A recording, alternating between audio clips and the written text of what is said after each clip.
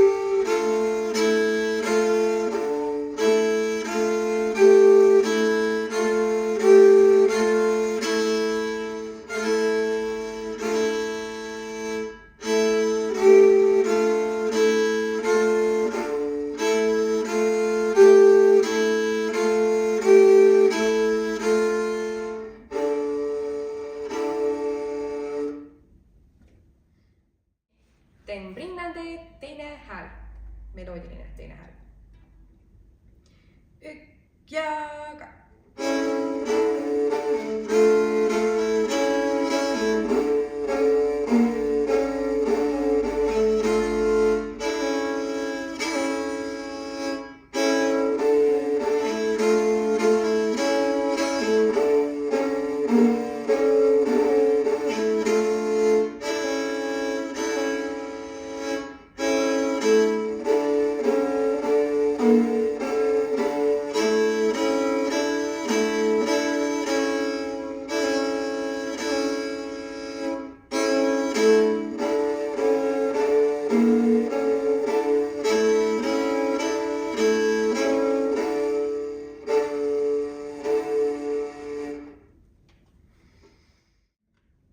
Den brinnande teine hääl, aga rütmiline saatepartii.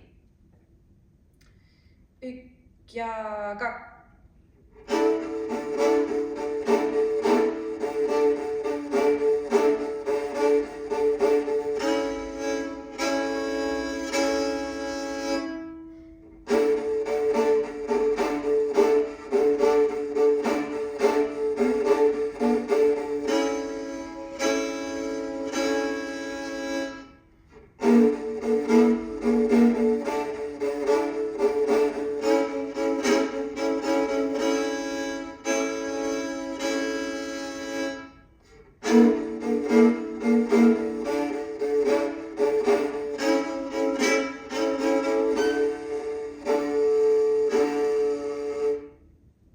Siin siis tuleb hästi täpselt jälgida, et rütmid või need rõhud oleksid õiges kohas.